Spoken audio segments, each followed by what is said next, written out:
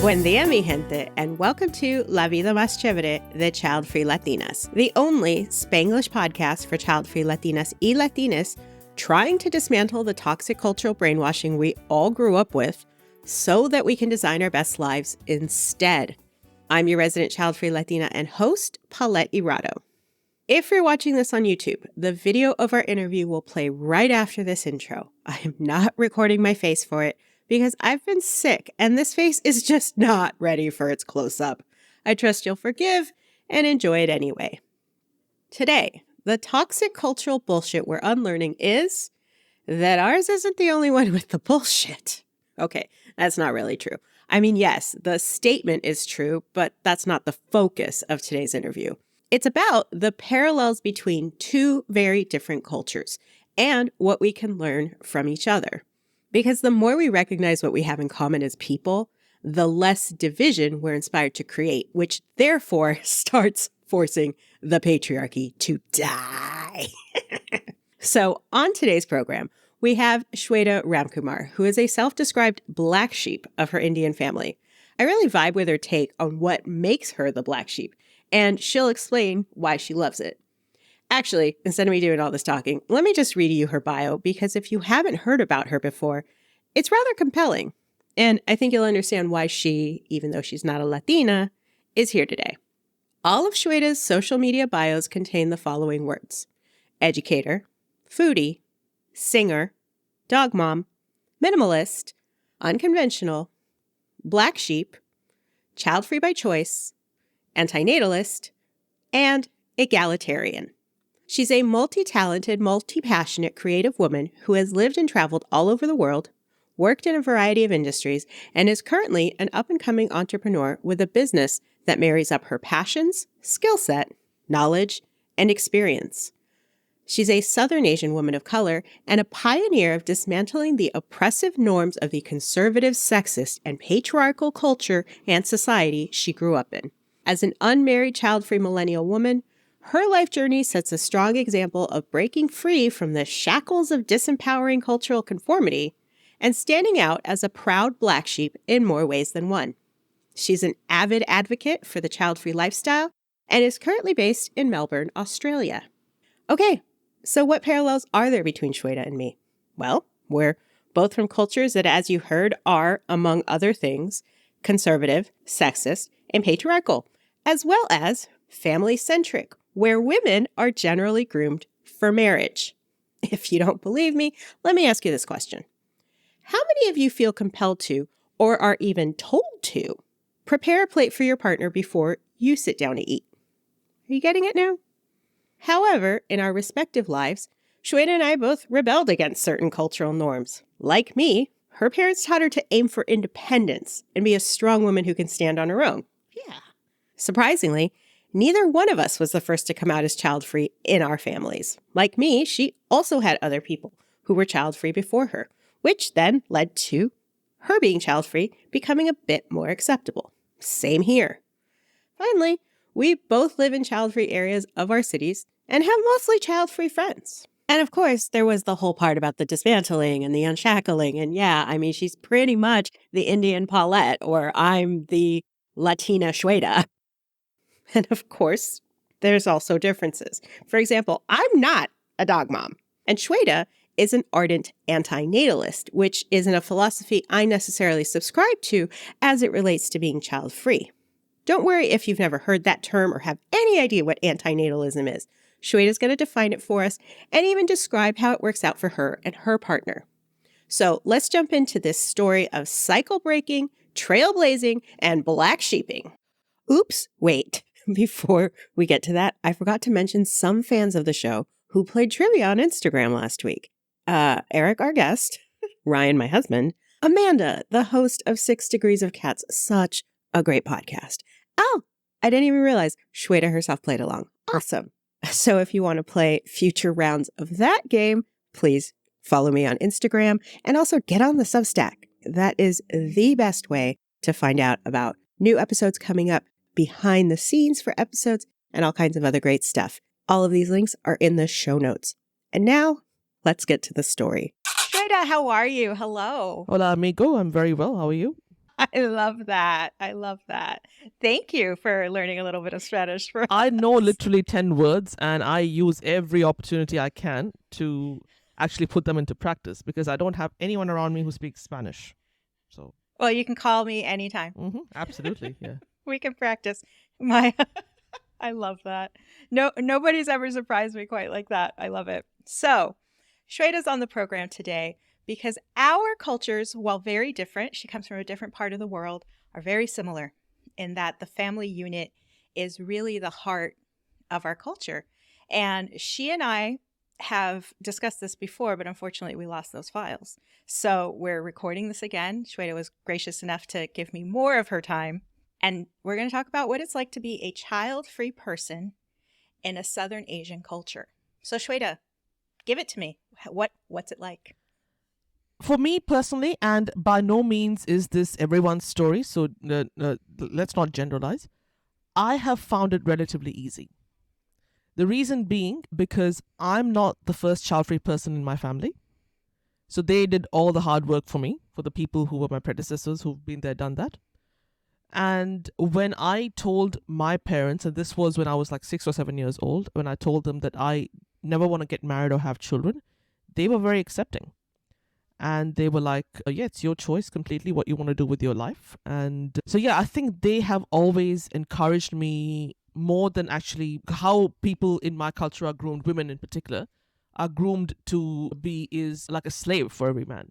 That's how I put it. You have to be the perfect wife. You have to be the perfect daughter-in-law, because that's how we're indoctrinated from a young age that is going to be our fate at some point. Whereas I had a very different upbringing in that my parents always taught me that your financial independence is much more important. And they always taught me that you have to be able to stand on your own 2 feet. You should have your own identity and things like that. So, yeah, so for them, when I told them that I don't want to have children or get married, they didn't take it very negative way whatsoever. So my mom actually works with a lot of child-free people. In fact, the first when we moved to Australia, the very first boss that she was working with, Jewish woman, she and her husband were also child-free. So for her, she doesn't find my choice unusual. And I think the other thing that I always say to them, and I have actually raised this point in some of the child-free forums that I'm a part of, is that now my parents have worked extremely hard to get to where they are in life now. They've really given it blood, sweat, and tears to where they are in life now in terms to live the life that they want now. And now they want nothing more than a life that is free of any stress and responsibility. So while their friends are giving up their retirement years to install car seats and provide free childcare for their grandchildren, the only responsibility mine get is every 3 or 4 months they look after their four-legged grandchild. So, and they love it. They still get to have their own life. They can't travel as much, but they get to have their own life. My dad can go and play tennis. My mom can still go to work. They can go for doctor's appointments. So their life is not as put on hold as their friends are, because their grandchild has very different needs. And he makes things a little bit easier for them than the others. Their grandchild being Buddy, Yes, your dog. the dog, yeah.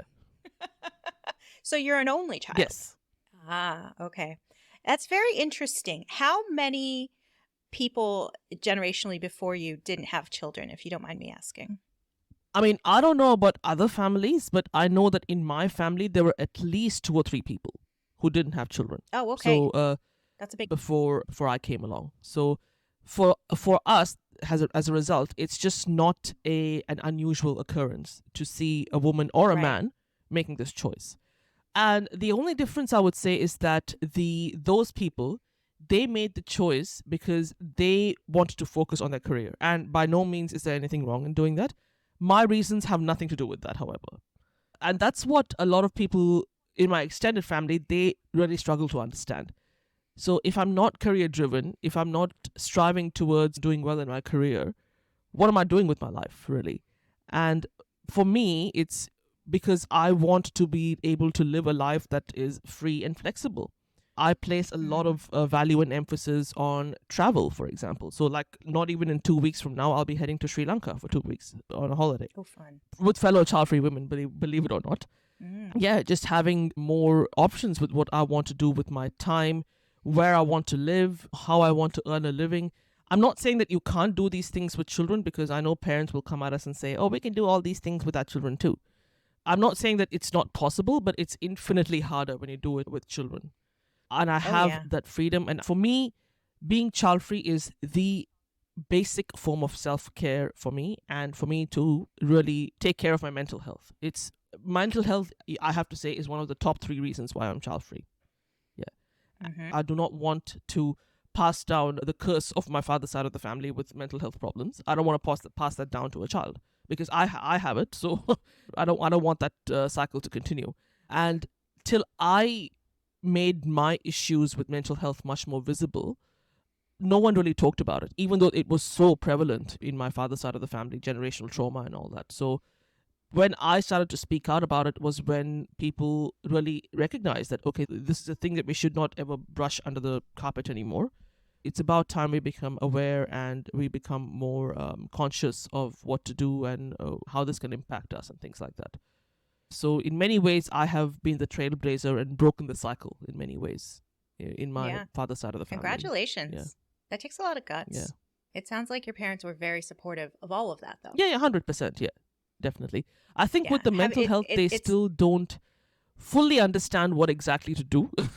They don't really understand what exactly I need. But it's not as taboo or stigmatized as it used to be during their time. Yeah. So, yeah.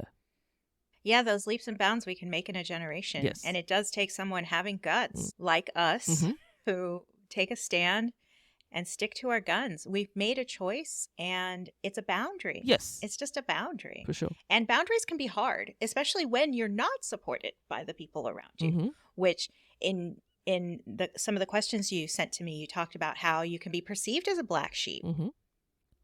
But luckily, you do have that core community for you in your parents and in those that came before you that do support you being a nonconformist. Yes. Oh, look, for me, I do not have a problem with people perceiving me as a black sheep, because I am. So where's the lie? There's nothing wrong in that. And I feel that I was chosen to be the black sheep, because in very simple terms, the black sheep is the one that sees through all the bullshit that is there in the family, in the family dynamic, really, and really is vocal about it, and really takes that conscious effort to break those cycles of dysfunction and trauma and toxicity. So if anything, I take a lot of pride in being chosen for this role. So, and I fulfill it to the best of my ability. I love that you said, I was chosen to do this hard thing, but like, you don't know any different. That's your thing. Absolutely. That's the thing you're going to do. Yes. You came out to be that person. Yes. You said you were 6 or 7 when you told your parents that. So it sounds like you knew really early what your path in life was going to be. Yeah, very, very early. I think I would say the second I came into this world, I came out of my mom's womb, I knew that I did not want to do what she was doing. Which was, well, they don't want to do 2 things that she was doing. First, to not pursue medicine. That obviously that took me a while to understand that what medicine entails and all that. So I learned from her, don't pursue medicine, don't have children. So, and I've stuck to both of them. Yeah. So I've known, like, literally from the second I came into this world, that I do not want kids. Yeah. Yeah. It's almost simpler when you just know these things about yourself. Yes. Like, I know that I am right-handed.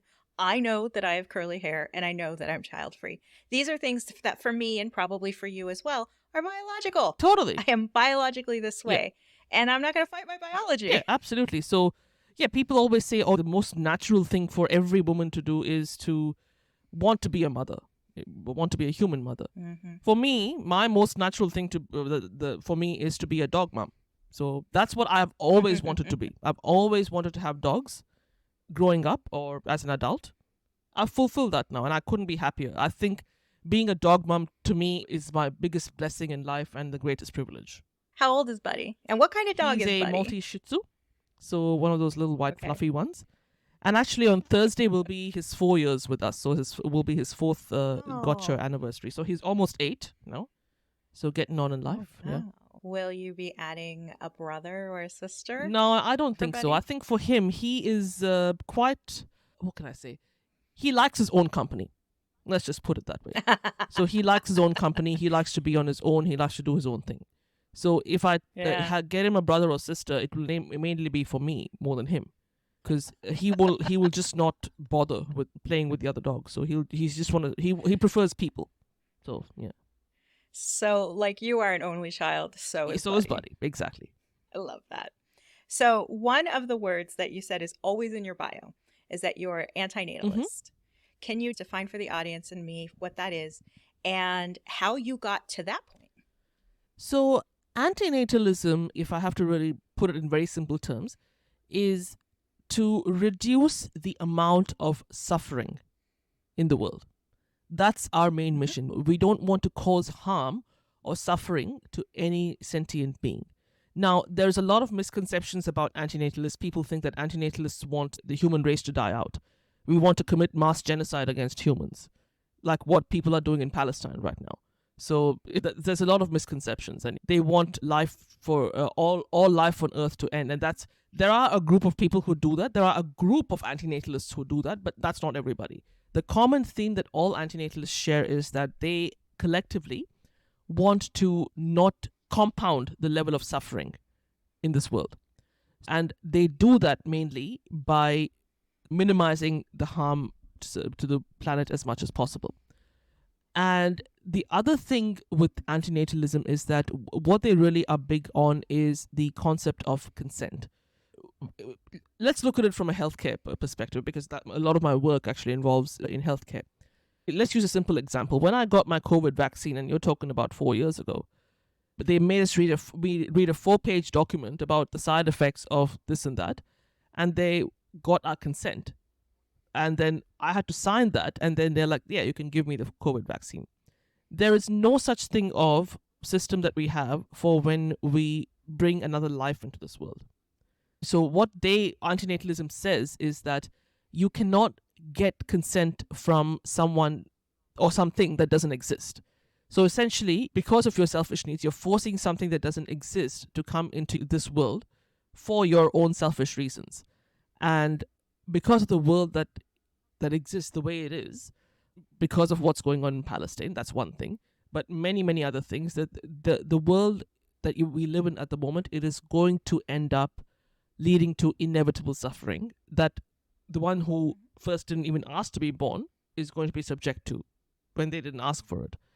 And that's the main principle, that they do not want to perpetuate this cycle, because a lot of parents also are antinatalists. So then, and because they learned about it much later. And even I myself, I learned about it in 2020, actually. So a lot of the blog posts and video interviews that I was doing, people from India saw it and they started to reach out to me. And they were all saying collectively, the people from India, is that we don't want to cause any more suffering. And I got really curious about it. I was like, well, can you elaborate on that? This is what they told me. And I can understand, because in a place like India that's already overpopulated, where really anyone that comes into this world has no future in that country. So that's how they saw it. And looking back at it, even as a child, and this is what I asked my parents when I was a child, like, why are so many people having biological children when there are so many orphans in this world? Orphans that don't have parents. Why aren't more people adopting?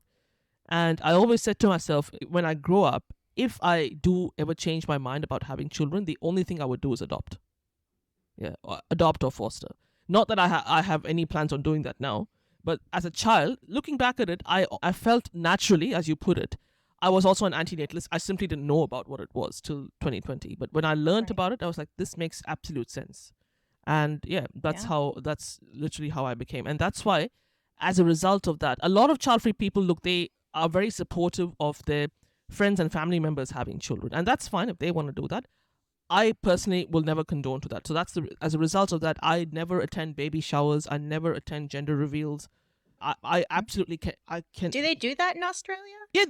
Baby showers are a huge thing. Yeah, in Australia. No, not baby showers. Gender reveals. Gender reveals. That. None of the few friends that I have who have children, they didn't do it. Or if they did it, they kept very quiet about it. They'll just, whoever attended the baby shower, they just tell them we're having a boy or girl. Yeah. Very simple. So they didn't make a big deal about it. My friends, fortunately, are very decent. The few parent friends that I have, like, I did not even know that they were pregnant till they actually had their kid. So yeah, even in some cases when the kid was like 2 years old, I had no idea that they were pregnant. And they're very, very selective about what they post about their children. So they'll post like which is Yeah, safer. yeah. The post about their birthday, first day of school. That's it. No daily updates, Yeah. especially. Yeah. It's not their whole Oh God, identity no. That's online. why my parent friends that I have, the very few of them I have, they're very decent and they all fully support my choice. They're like, yeah, we get it. We this is bloody hard. And we know exactly why you don't want to do this. Just before I interviewed you again, I interviewed my little brother who has 2 children, who I adore, Okay. by the way. I am training them to be strong, independent men with compassion. And I mean, I'm not the only one training them. We, as a village, I got them invested in the stock market, and generational wealth is what I'd really love for them to have because we didn't. And he was talking about how it's not for everybody. It's like, this is hard. And if you don't want this responsibility, jeez, why are we judging? Which is really great to hear from parents. And I love that my brothers are that way as well. We would have a very different relationship if they did not understand that biologically, I just don't want to do it. It's like I would have to force myself to learn to write left-handed. That sounds really hard. Yes, absolutely. You want me to raise a kid on top of that? No. No. Yes. You know what's really interesting? I don't know if this is happening for you too. The algorithm has been feeding me a lot more of like honest parent stories on either TikTok or Instagram.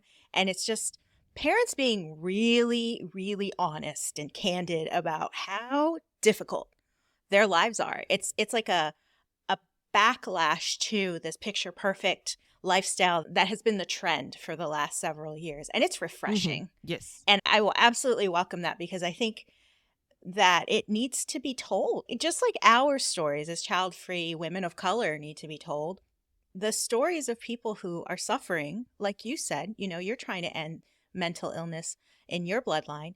Stop perpetuating these ideas that it'll work out. What if it doesn't? Yes. Why make things harder? And at least give people all of the information they can have before they go making these life-altering decisions.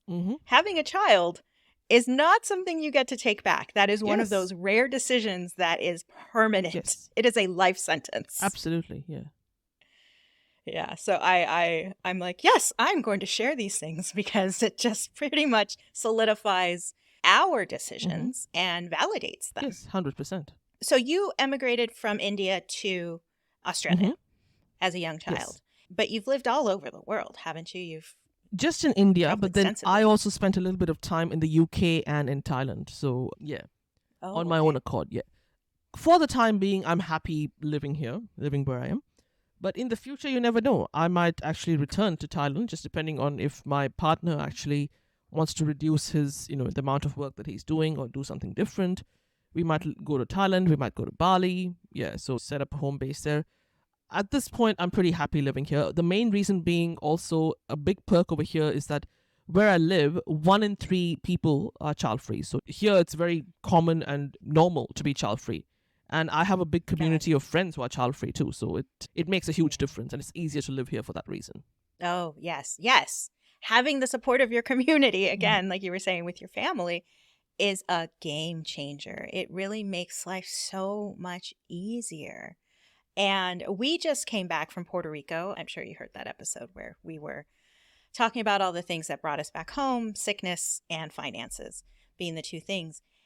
But what is very interesting is that I feel like I just bring child-free people into my orbit. Like I attract them. The people that we became friends with on the island, all child-free. Oh, wow.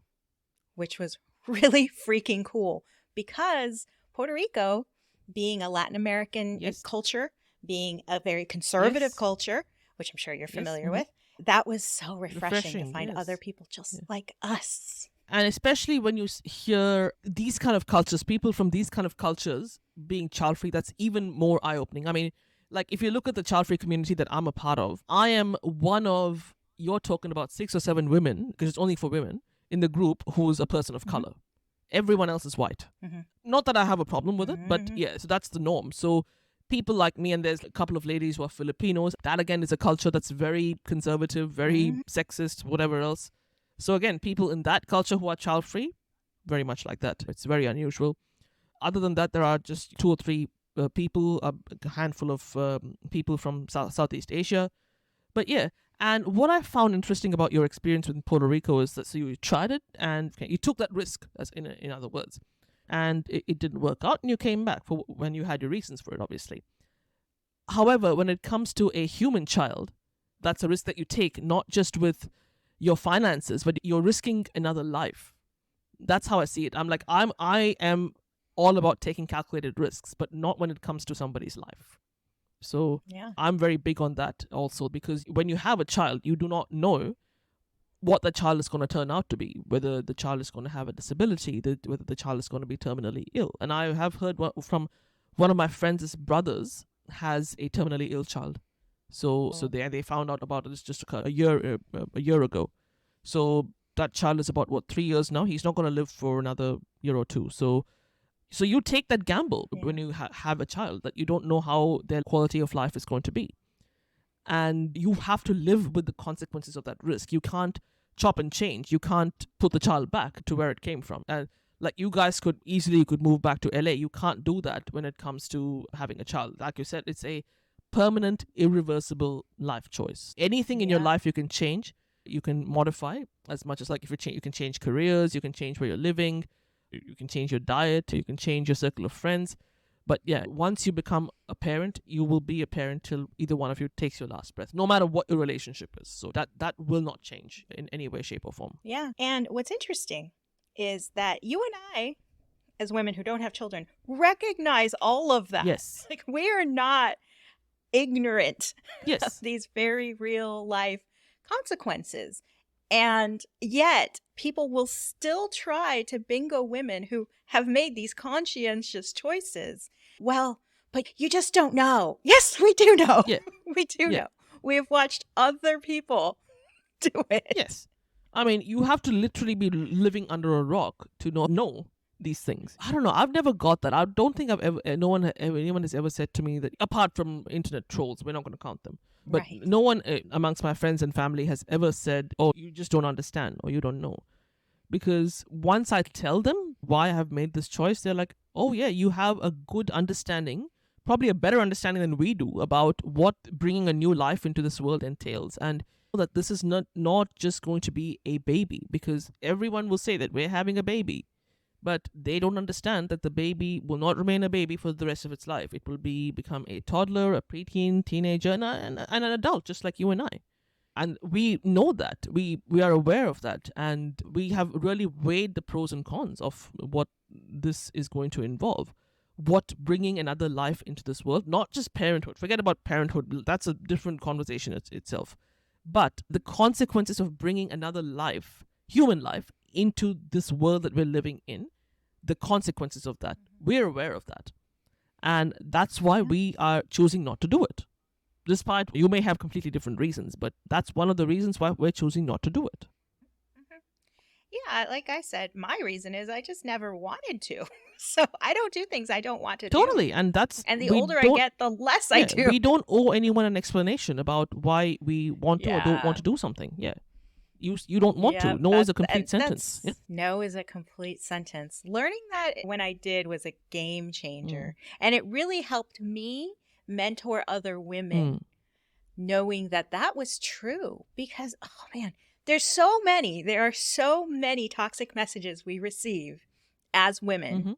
Motherhood being one of them. Of course. That motherhood's the only path is being one of them. That, oh God, I mean, that's what really fuels this podcast. I am never going to run out of material with trying to unlearn the toxic cultural brainwashing and the indoctrination, like you mentioned, because it's constant. It's constant.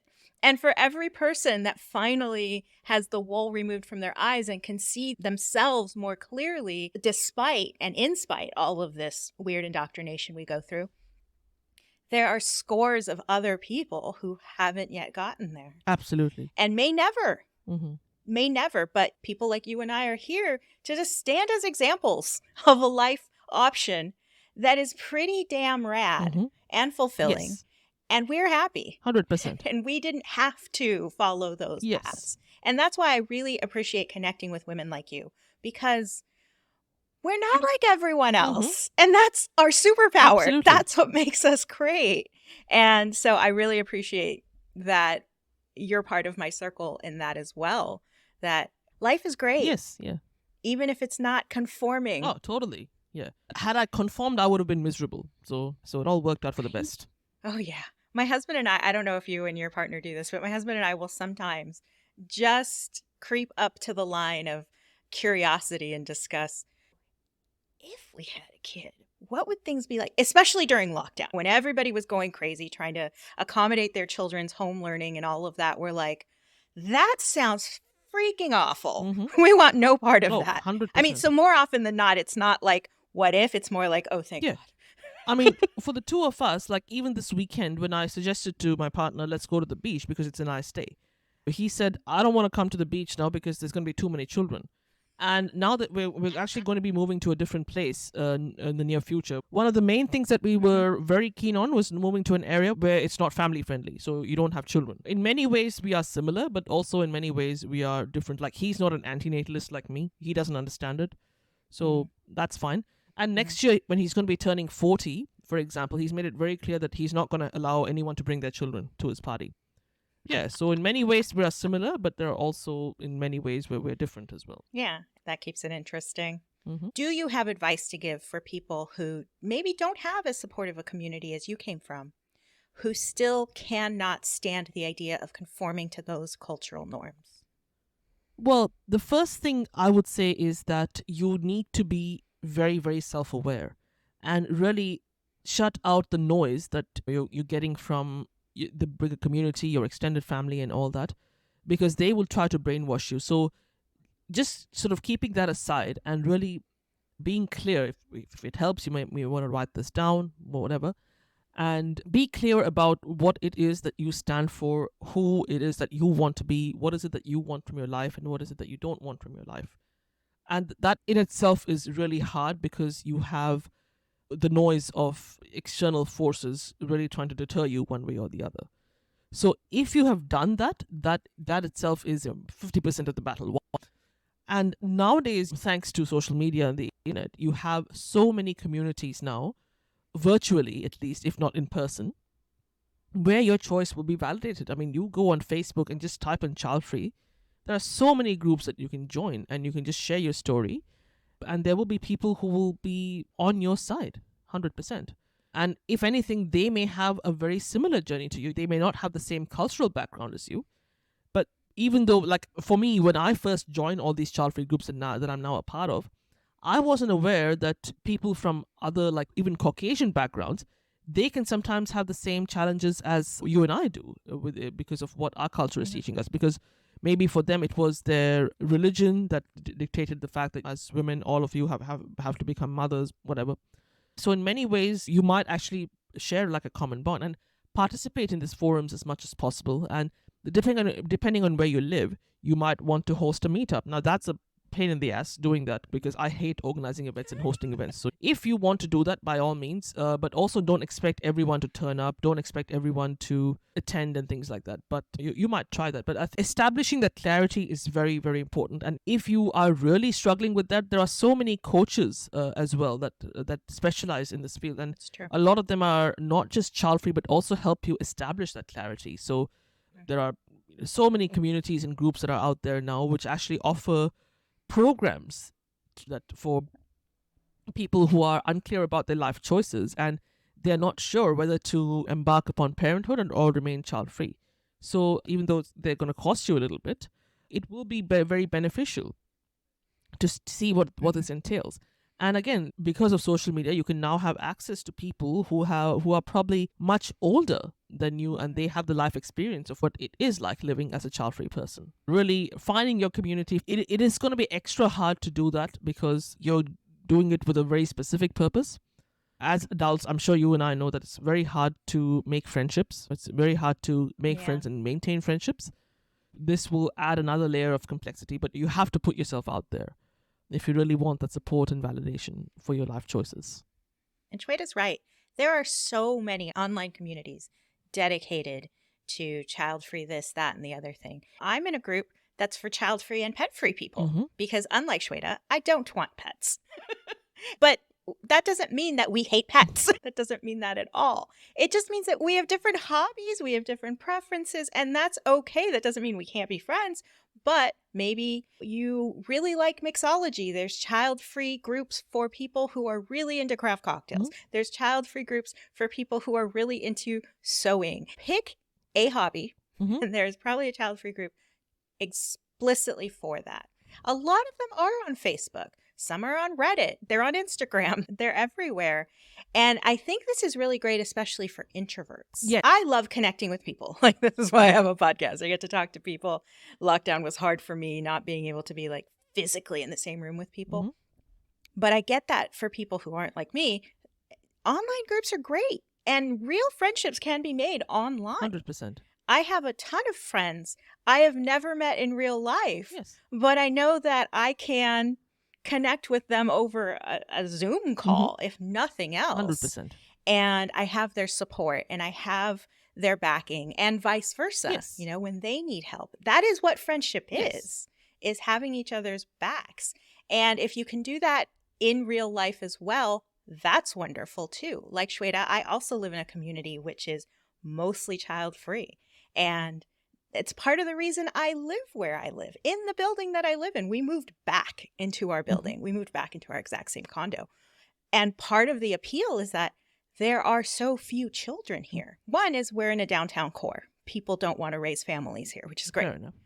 So it makes for a quieter experience. It's not a family-focused experience. There's a lot of dogs. Oh, lovely. Yeah, we have some great dog neighbors. Yes. You probably remember They're the really name, you know the great. names of the dogs, but not the names of the neighbors. That is true. Yeah, I'm like that That too. is But when I see a dog, like apart from my friends who have dogs, my child-free friends who have dogs, when I see a dog in public, I want to get to know the dog and everything. So I'll always ask what the dog's name is, and I'll ask everything, but I'll consciously forget what the owner's name is. I don't care about them. So yeah, so that's where the Well, appeal is. and see, here's the funny thing. I don't want to have my own pet. Like, I would not have a buddy. That's the name of your dog. Not that I wouldn't have a buddy. I mean, saying I wouldn't have a dog. But I like other people's dogs. I get so excited when I see another husky, for example. Like, huskies are my favorite dogs. That is a dog I definitely could never put up with. Oh, absolutely not. because I agree the with amount you. of Yeah, hair. they're good to look at. But having a But they're husky is like majestic. having a Yeah. permanent teenager living with you. I've learned that they're escape artists. We used to have one that lived across the hall, and he would get out of his locked condo and just wander the building. Yeah. That was so funny. And he was a really good boy. Mm. He was a really good boy. But there was no way that I'm going to take an Oh, me too. animal Me that too. size I'm into my home. like for me, I consciously chose a dog that is low maintenance for that reason. In a perfect world, if I could really be bothered cleaning the house constantly, keeping up with their very high needs, I would 100% I would get a golden retriever because they're my favorite dogs. But absolutely wouldn't. I would be miserable taking care of one permanently. It's one thing like when I do dog sitting, if I have to look after them for a week or two, that's not a problem. And because it's not in my house, fine. So if they shed hair everywhere and they make a mess at your place, that's not my problem. But yeah, for me, I was particular that I wanted a dog that was low maintenance, which is exactly what I have now. I want to make my life, and this may sound lazy for some people, and I don't care, but I want to make my life as stress-free and easy as possible. And obviously one of the choices I've made to do that is by being child-free. But the other one is also being selective about what type of dog that you want to have. And now you have that option when you're getting a pet. You can always get a pet that is going to suit your lifestyle and your needs. Whereas with a child, no, you really don't have that choice. You just have to take whatever you're given. You can't sort of pick and choose what it's going to be like.